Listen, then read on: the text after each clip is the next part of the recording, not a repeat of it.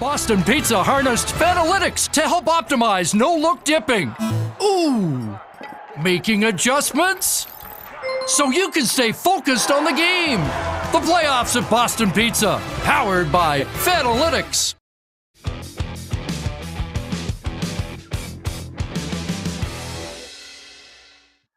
It's Friday. That means it's Game 2, Oilers and Golden Knights. Wait. Thanks, Gary. Let's get into it with the lead.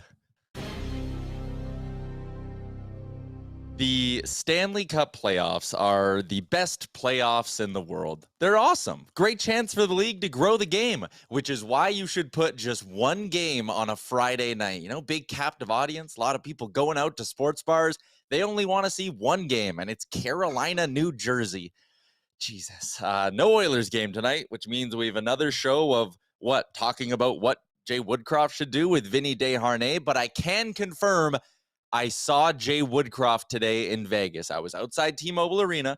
I was doing my hit on DFO Live, and he walked past me, and we kind of made awkward eye contact because we don't say hi to each other, but I think it's kind of like, oh.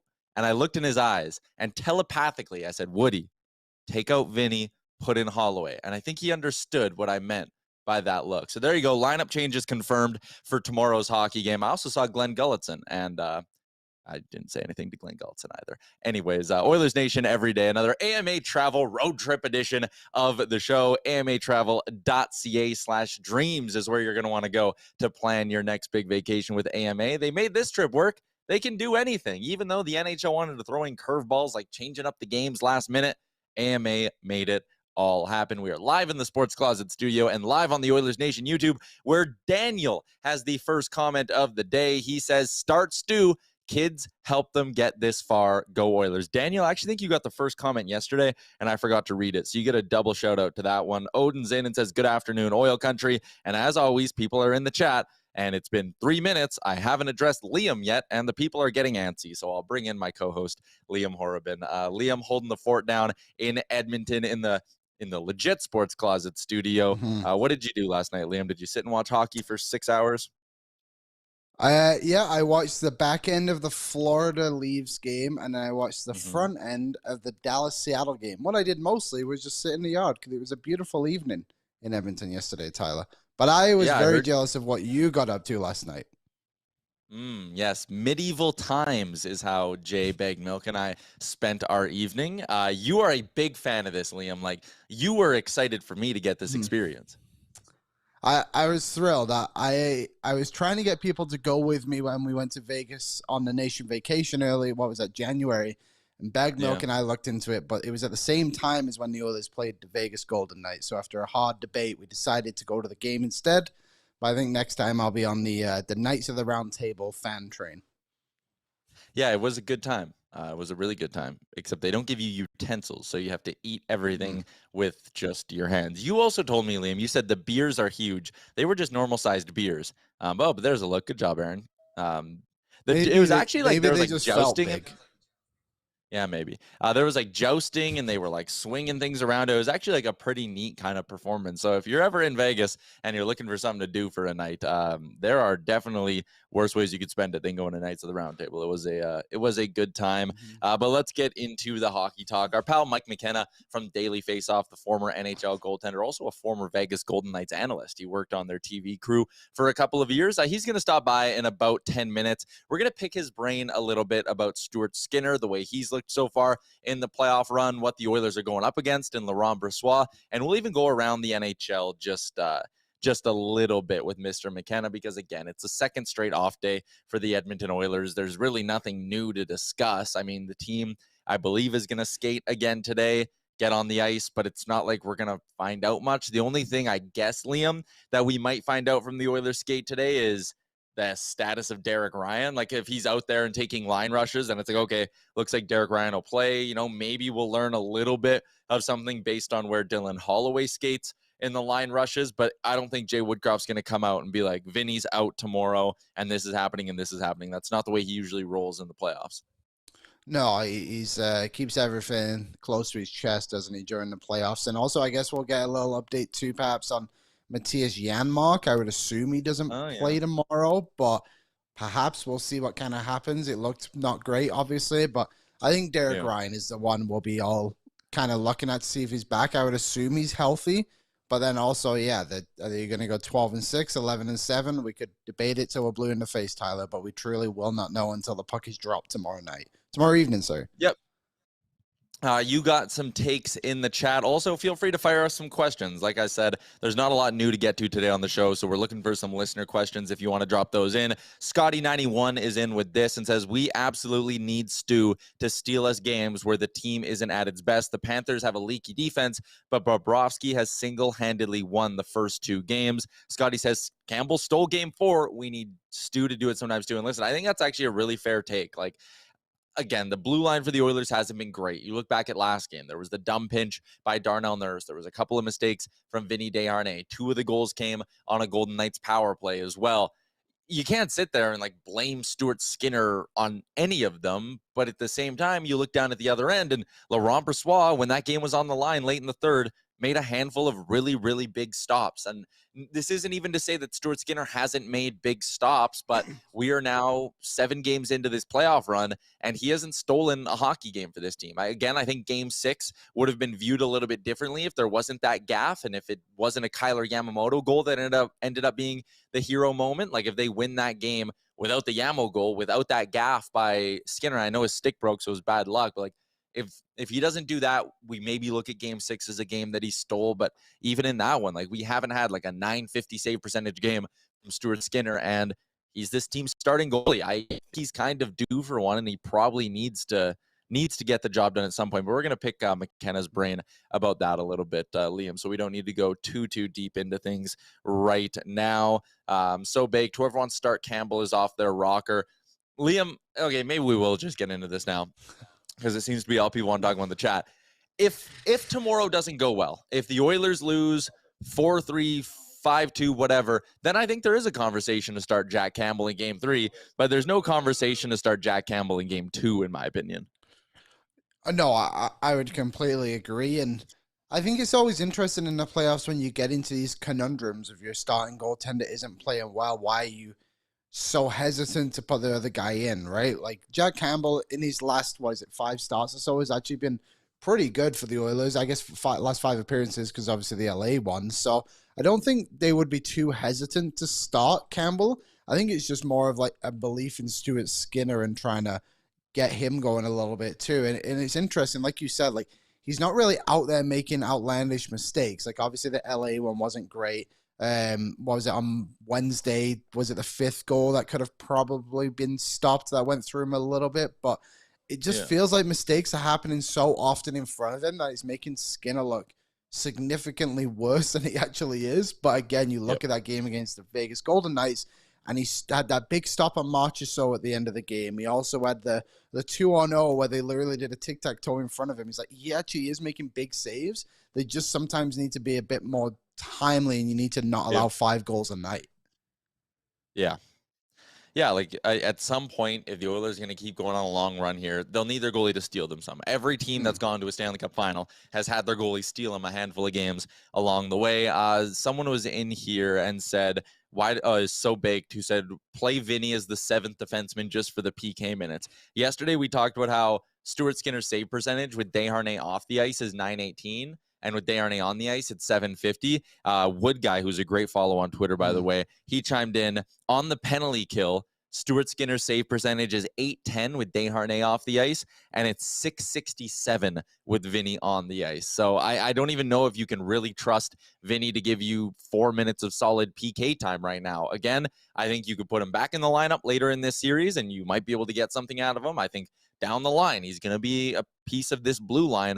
But for right now, I think it's just too much for him, and you need to throw him up in the press box for a game, even just to give him that view and let him maybe calm things down a little bit.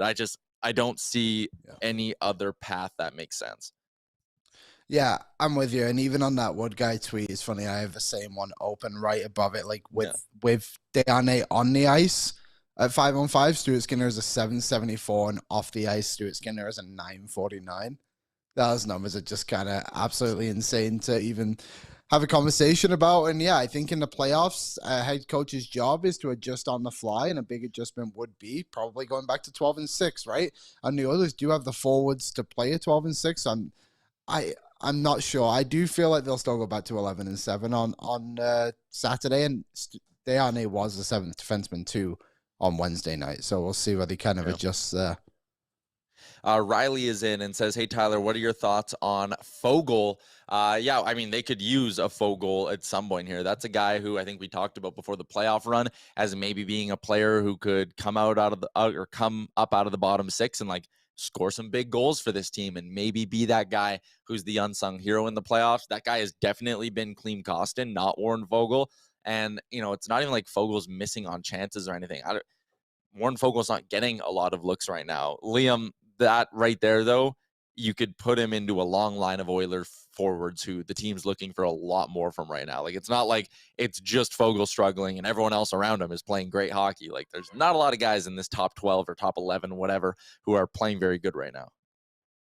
No, they're not. And yeah, if the Oilers want to get out of this series against the Golden Knights, I don't think you even need to look at the bottom six. I think you need to look at the top six with guys like Kane, Nugent-Hopkins, and Hyman need to be more consistent in their scoring, right? And then I think you can address the bottom six, because quite frankly, the bottom six is probably overall scoring at a half decent rate. Like you said, like Klim Kostin's had a good game. Bukestad's been there for the team. Yamamoto got the series winner, but overall, yeah, I think they need to address the offense in the top six before we even bother with the bottom six. How about this one we got in the chat from Ashley? I always love hearing where people are listening or tuning into the show from. Ashley's in and says, saying hi with my first grade class in Guadalajara, Mexico. First student to finish their daily tasks gets to wear the McDavid jersey at lunch, which is awesome. And then she ends it with a Vamos los Petroleros. Boy, I butchered. Yeah. Well, I know that, Jay. I just butchered the saying of it. If I seem distracted today on the show, it's because Jay and Bag Milk are just laying in the two beds right in front of me. I'm doing this in front of a live studio audience today. Yeah, the peanut gallery behind the scenes. But anyways, that was a cool comment. Streeter's in and says, it's Klim Shady's birthday today, boys. Yes, Liam, it is our boy. Big number 21. Yeah, I mean, no better place in the world to have your birthday out there, right, in Vegas. So hopefully it's a good evening for them, but not too good of an evening for Mr. Klim Shady. Yeah, hopefully they're not going too crazy. Rusty's in and says, Gregor suggested that if you put Kane, Hyman, and Nuge on a line together, if you don't split up McDry, it would force them to figure it out.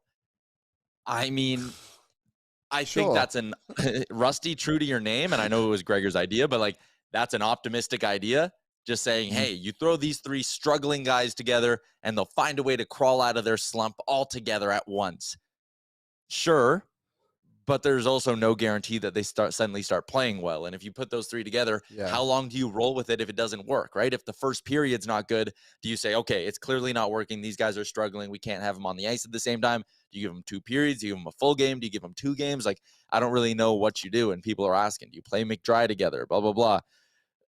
I'll just say the same thing I said yesterday. It don't matter. If whoever else is in that top 6 isn't producing, it doesn't matter if McDavid and Draisaitl are playing together or not. Because if they're together and that top line's doing great, but you have a second line that's an absolute black hole with Kane, Nugent, Hyman, that's a problem. If you split up McDavid and Draisaitl and they're buzzing all over the ice, but Evander Kane and Zach Hyman can't get them the puck, can't stick handle, can't do anything off the rush, then it doesn't matter that you split them up. You just have 2 lines at that point that won't be working. So I don't know. I'm really torn on it. It's probably something we'll dig into tomorrow on a Sherwood Ford Giant Game Day edition of the show as well. But Liam, like McDavid and Draisaitl, there's no concerns with those two. They will get theirs. They will make a positive impact on a nightly basis. It's just those other guys. Yeah, I'm with you. And I guess with the logic behind putting Nuge, Kane, and Hyman together, then you may as well play Dejarne 30 minutes tonight to get the rust out of him too. It's just like, that's not going to work, I don't think. So, yeah, I'm not concerned at all about Draisaitl and McDavid. Like, I think they can carry it on their own, right? I mean, Draisaitl's played with Nuge and Yamamoto most this playoffs, and they have 1 goal combined.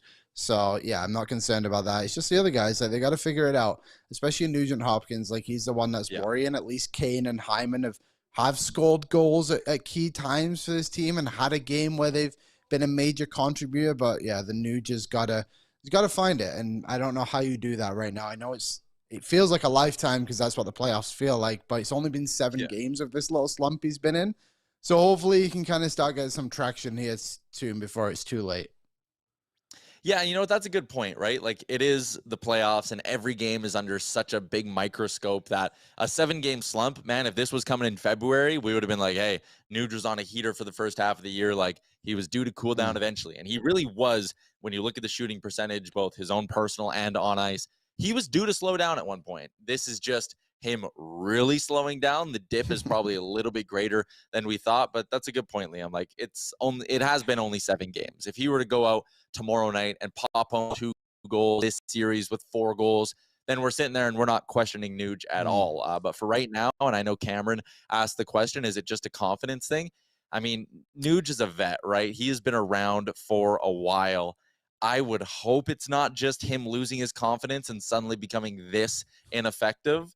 I don't think he's hurt. I don't think it's anything like that. He's just flat out struggling. He's got to dig deep a little bit. Yeah, he's just kind of, I don't know what it is about him. You just don't notice him as much as you did, right? Even on the power play, he's not getting looks and all that kind of stuff. So maybe the Oilers, actually, maybe they don't. Like, it sounds weird to say, right? Because the power play is so good. I was going to say maybe they need to adjust the power play to get him involved a little bit. But why should they, quite frankly? Like, why is it at 58% now? Like, you got to kind of keep it as it is. But yeah, Nuge has got to find a way. Maybe just shoot from everywhere until something goes in, right? Quaddy says, ready for 97 to explode. Question, when?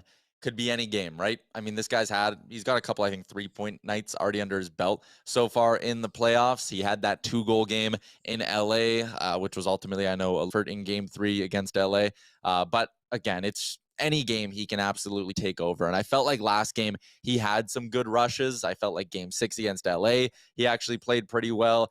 He's putting together good games. Eventually the shots will start going in. Like, he was not afraid to rip the pill last game at all, Liam.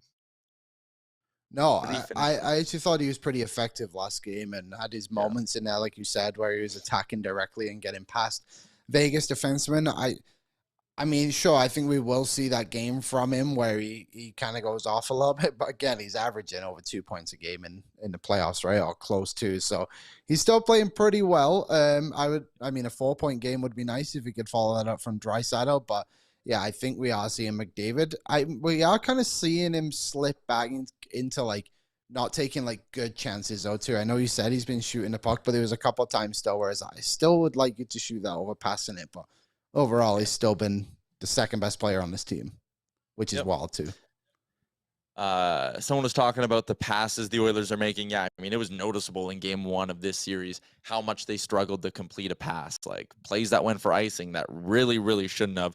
Pucks that are just getting thrown in guys' feet, even though you're 10, 12 feet away. Like, it's just too many play-killing plays they made, right? Like, moments where it's like, okay, you're moving the puck up the ice, and okay, you're offside, and the puck's in your feet, and you tried to get it deep, but you just turned it right over the defenseman. Like, just dumb kind of mistakes they made last game that we didn't see this team make down the stretch. We saw it a little bit against the LA Kings, and I thought maybe it was just them, dipping their toes into the playoff hockey pool a little bit, but now that it's gone on 7 games, like, again, we haven't seen the Oilers have their A-plus game for a full 60 minutes once in this playoff run yet. I think eventually it'll come, so maybe they're just, the mindset is hang around for a little bit, steal one in Vegas tomorrow, and eventually you're going to go on a run of playing some really good hockey like you did down the stretch. But again, Liam, it's just, I love the line Aaron used a couple weeks ago. The only thing stopping this team from going deep is themselves, right? Like, I don't think there's a team in the West that's better than them. It's just a matter of them eliminating these dumb mistakes. And like Jay Woodcroft said the other day, just take away those moments where you shoot yourself in the foot over and over again and you win that hockey game. Yeah, I think you could say that about all the games they've lost, honestly. It's just like errors have led to chances. And again, it's made Skinner look a little bit worse than he's actually been overall. And like I said, if you can just kind of narrow that in, I mean, if you make one mistake a game, that's kind of is what it is, right? But they're making like 2 or 3, 4 mistakes that ended up in the back of the net. So yeah, tighten it up a little bit. Tighten it up a little bit. I know the chat is buzzing and Bag Milk's in there wanting everyone to show me the sword he bought yesterday at Medieval Times. You know what? Here's what we'll do. If we get to 100 likes in the YouTube chat, I will show you the sword that Bag Milk bought yesterday when we were at Medieval Times. But we do have real business to get to because I see my friend Mike McKenna is on the line for Star Mechanical, starmechanical.ca, the #1 plumbing and heating company in Edmonton. Mr. McKenna, how have you been enjoying these playoffs? You know, it's been a lot, honestly, because every game's been, for the most part at least, pretty intriguing, man. So, and especially when we start to get talking VGK and Edmonton, this is right up my alley. Of course, me being the ex-VGK dude and you covering Edmonton to the core, know these two teams pretty well, buddy. Yeah, so let's dig into game one there. I think a lot of Oilers fans were maybe a little bit surprised at the pace the Vegas Golden Knights played with, especially coming off a series where the Oilers played an LA Kings team who loves to just slow the game down and trap it up. Vegas is like the exact opposite of that, and I kind of felt like it caught the Oilers off guard a little bit. What were your thoughts on game one? Did it change your outlook on this series at all? I don't think so, because I still think Edmonton is the team that's more dangerous, especially.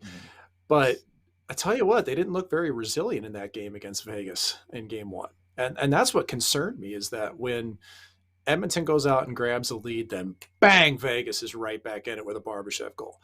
And then guess what? It's 3-3. Draisaitl scores again. What happens?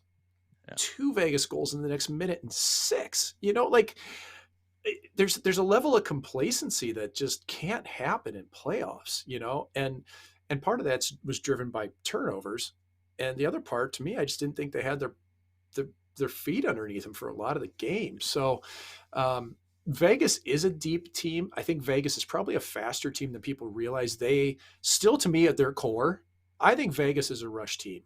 That's where they generate most of their offense from. Their power play's okay. In zone, they're all right. They don't have a game changer, as much as you want to try to make Eichel sound like McDavid. He's not. So if Edmonton can limit the rush chances of Vegas and they can be a little bit smarter with the puck, I still think it's Edmonton's series. But Vegas isn't going to go away because they're so structured, Tyler. They defend really well. You are a former NHL goaltender, so I want to pick your brain a little bit about what we've been seeing from Stuart Skinner. I think that last game against Vegas was really a microcosm of his whole playoff run so far. You know, were any of those goals he gave up weak? No. Was it his fault they lost? No. But could he have stolen them that game or done a little bit more to help them win? Absolutely. And I'm looking at his game logs here. I mean, he's allowed at least 2 goals in all 7 playoff games he's appeared in so far. He's only been above a 900 in 4 of those games. He hasn't been above a 920 once yet in this playoffs. Is this just a goalie who's maybe struggling a little bit, a rookie goalie struggling with the spotlight of Stanley Cup playoff hockey, Mike? Or are you noticing some concerning trends maybe in Skinner's game? You know, I haven't seen anything that's glaring to me, and that's why I do have concern, because I've always thought of Skinner as a good NHL goaltender who probably has some room to grow, and I think that's still the case. I've likened his Stanley Cup playoff experience this year to what Igor Shesterkin went through last season, where I felt like he had to find a level of intensity that doesn't exist during the regular season. Whether you're fighting through screens, whether you're coming up with a save when you need it. Like, I just felt like Shesterkin had a learning curve last season that Skinner's kind of facing in the same way. And, you know, look at the last game against Vegas. If he stops Mike Amadio on that rush, to me, it might be a lot different game, right? That's the type of save that you really want to see made, even though for me as a former goalie, I understand how hard that is. It's a shot from, you know, it's inside the top of the circle. It's close to the dot. Those pucks go in. But you make that save and the game has a completely different complexion to it. And then I even later in the game, in the third period, when you look at, the Stevenson goal on the rush that came from Stone, Skinner's just flat foot. And that caught me out. Like, I thought he'd be a little bit better on the rush, at least having some momentum. Completely flat had to reach. So I think there's room for growth for Skinner. I don't think he's been great. I haven't loved his game, but I also don't think he's been the reason why Edmonton has lost either. He really just felt like he's been the definition of average for this Oilers team so far. Yeah. If, let's just say, and I know the guys sitting behind the camera right now are going to be booing me, but let's say game 2 doesn't go well for the Oilers. If you were Jay Woodcroft, would you at all be willing to maybe make the change over to Jack Campbell? Like, Campbell's played once. His numbers are sparkling. He really almost saved their season against LA. If game 2 doesn't go well, do you go to Campbell? Well, and Campbell's also got, I believe, a 918 save percentage career in playoffs Yeah. and more than a dozen games played. It's such a hard call because Skinner's been the rock. He's been the model of consistency for the Edmonton Oilers this year. He didn't allow more than 3 goals on so many nights, but now look at playoffs. That's kind of out the window from what we've seen. And to me, it really depends what game 2 looks like. If the Golden Knights and Oilers go out and it's a 3-2 game and Skinner makes a difference, there's no reason. But if he goes out and the first period goes real poorly, or if he allows a couple goals late in the third, and suddenly the Oilers find I just said Oilanders. Can we make a T-shirt out of that? The Oilanders, Maybe. Boy, if the Oilers could defend like the Islanders, that would be something. Giddy up. I really do think there's a chance you see Campbell. I do. I mean, if the Oilers are down 2-0 in a series of the Golden Knights and Skinner just has looked average to below average, you're not just looking at a better goal. You're looking at giving your team a wake-up call and a boost. And man, Campbell did that in the game he came in. There were a couple Code Brown moments when he came in. He went 27 for 28, but he got the job done. So I think that it could happen, but I'd be surprised to see Skinner out of the net. Yeah, the Oilers have a chance in game 2 to steal one on the road, and it'd be really interesting how just that one win and the series being 1-1, it would probably feel a lot like, okay, Edmonton's back in the driver's seat here. Let's head out to some other series, though, Mike, because the Toronto Maple Leafs are down 2-0. And, if you go down 2-0 because you're the road team, you start on the road, the other team takes care of business at home, you're probably not panicking. If you're the Leafs, you are probably panicking a little bit right now. Down 2-0, and Sergei Bobrovsky is vintage Bob right now. How about this bounce back from Bob? I mean, they went with Alex Lyon early in that series against Boston. They made the decision to flip back to the veteran netminder, and it's paid off for them. This is again, he was so up and down during the regular season. For him to suddenly find this level in the playoffs, Mike, I'm stunned. Bob was incredible against Toronto in the first 2 games of the series, 944 save percentage. But against Boston, I thought that Bob had some really big performances. He had some okay. The thing about Bob for me is that, like you said, it's consistency. He's a streaky goaltender. There's times where he gets on a run and it's 4 or 5 games, man, just lights out, and then he can go stone cold after that. So obviously what the Panthers are hoping is that this is a sustained level of high play for Bob, because he stole last night's game. Okay, the Panthers, they're absolutely determined. They've got all kinds of positive mojo, everything. Toss that out the window. If Bob doesn't play that well, they don't win. And I don't think Samsonov has been very good either. So for me with Bob, he's seeing the puck well. His movements are pretty strong. He's still at times a little bit out of control and can lose his crease. And that's where I do wonder if the Maple Leafs don't take that extra second to try to get him out of position before they make a play, open up some space. So I'm not sold on Bob keeping a 944 for the rest of this series, but there's no doubt in my mind that he's now in the Toronto Maple Leafs' heads. And they've got to win game 3. Because if they don't, you can't give Bob that many cracks at closing out a 4th win. I almost view Ilya Samsonov on the other side of that matchup a little bit like Stuart Skinner, where has he been flat out brutal very many times in this run? No, but I even look at that last game. There was the goal Barkov scored that, listen, world-class player who, again, it was one of those shots from inside the circles, but it looked like Samsonov probably could have stopped that one. That's one where at a momentum-defining moment in the game, you'd like your goalie to get it. But, Mike, do they have a choice? Edmonton could go, yeah, we're going with Soup. We're putting in Jack Campbell. He's our $5 million guy. What would Toronto do if it's not Samsonov?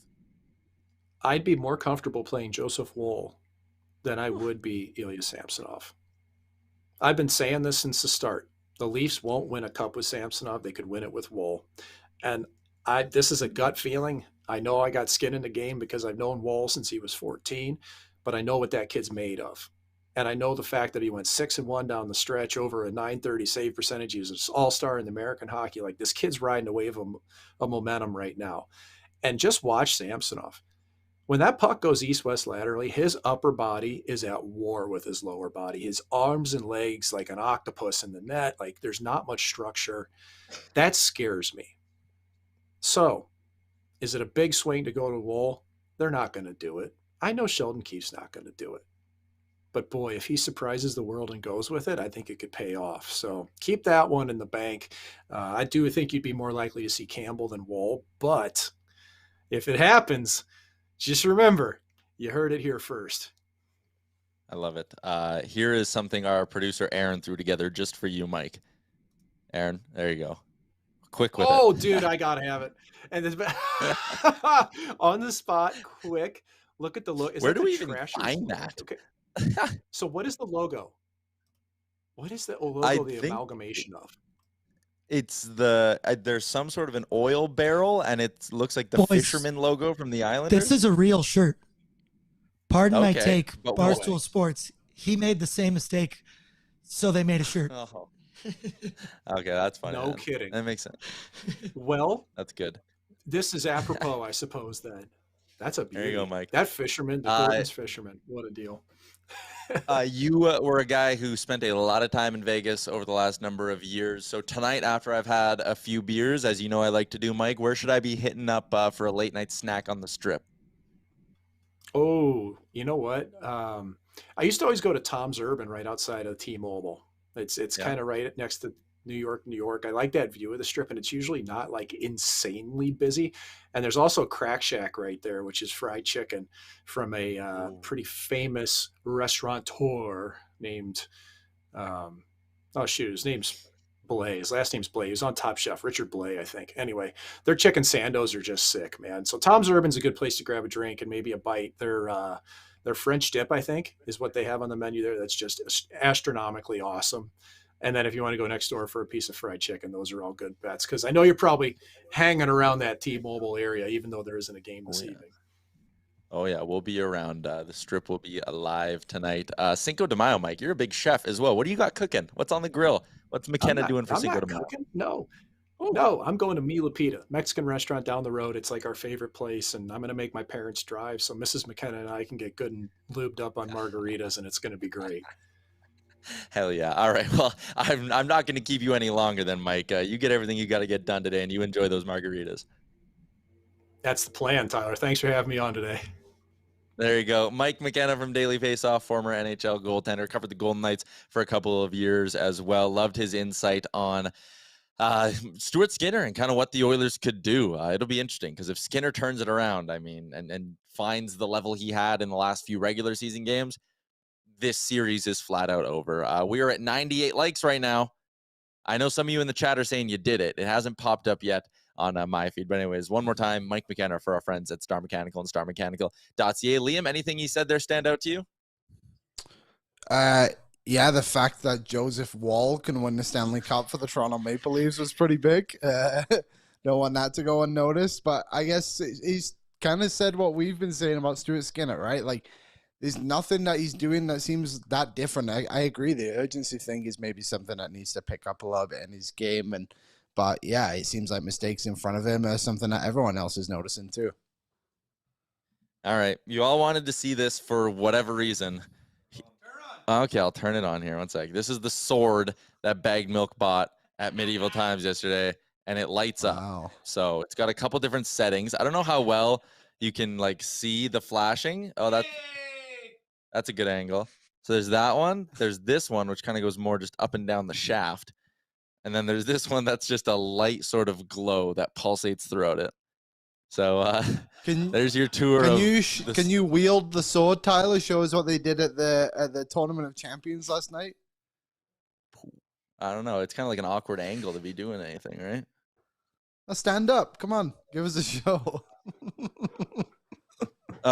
Jay says I need to wish you a happy King Charles coronation with this, Liam. So there you go. Thank you very much. Yes, it'll be a big day at 4 a.m. tomorrow when I get up to watch the coronation. Are you actually going to? No, it's 4 a.m. I'll be pushing Zeds, Tyler. I'll be watching Coronation Street, not the coronation. You're a good man. You're a good man. Let's get to our AMA Travel Out of Town scoreboard for tonight, Liam. There is one game tonight in the NHL. I don't know why they thought that was a good idea, but they did. So it's just Devils and Hurricanes, the series that no one can take their eyes off of. I'm going to bet the over in this one, over courtesy of our friends at Betway. Pays plus money. It's set at 5.5. Hit last game. Give me another over between the Canes and Devils. Liam, what do you like? Well, my pick yesterday of all the series being tied at 1-1 went down the drain. Thanks for the Toronto Maple Leafs for that one. But I will stick with it. I think the Devils will come out on top in this one. And I'll bet power play empty net. Ooh, all right. You would have hit that in the last Oilers game, hey? Yeah, that would have been, it was a bittersweet moment. Yeah, it would have been, as Jack Eichel put home the dagger in game 1. Huh? It's a good line. So Very it's a sword, nice. yeah. Let's get to some stats powered by our friends at Boston Pizza and their Fanalytics department. How about the Oilers power play? Just absolutely not slowing down. We didn't really talk about it that much yesterday because we really weren't in that good of a mood. We wanted to talk about why the Oilers lost, not the things they did well in that game. But Edmonton's power play still cooking, goes 2 for 3. Liam, that was something, and I think it again shows that if the Golden Knights, even if they only take 3 trips to the penalty box per game, they're basically gifting the Oilers at least one if that's what they're going to do. Yeah, it's just so dangerous, isn't it? I mean, especially at the rate Leon Draisaitl is playing at, and you wouldn't have seen this obviously being at the rink, but they showed on the TV like the way the Golden Knights adjusted a little bit to what the Oilers were doing, like putting a guy just on Draisaitl. And instead of Draisaitl just standing there and kind of being a passenger on the power play, you're just smart to actually move around and cause a little chaos with it. And yeah, the Oilers still managed to find a way. And also the way the Golden Knights, they play like a diamond, which you don't see very, very often in the NHL anymore. And like, so it was kind of interesting. But yeah, the Oilers still managed to come out on top of it. They go 2 for 3, I think, right? So yeah, it's just such a deadly system. And yeah, if they can somehow get Nugent-Hopkins to get going on it too, then could be even more deadly. All right. Giddy up. With that 40 minutes flew by today on the show. Here's what's coming up later on today, though. New episode of Oilers Nation Radio will drop this afternoon. We're going to get on that in about an hour. Tomorrow, we're going to do a bonus episode of the Real Life Podcast. And at noon Mountain Time, of course, a Sherwood Ford Giant Game Day edition of Oilers Nation Every Day. If you are in Vegas, find us tomorrow. Come say hi. If you're in Edmonton tomorrow and you want to party, how about the party we're throwing at Greta? Going to be a ton of giveaways, drink specials, all that good stuff at Greta. Go to gretabar.com to make your reservation there because that place is going to be packed for game 2 between the Oilers and the Golden Knights. Liam, I'll chat with you tomorrow, buddy. I will see you on Monday. There you go. Shout out to everyone who is active in the chat. Hammer in the like button as well. Tune into the show tomorrow at noon Mountain Time. Thanks for watching. We'll see you then.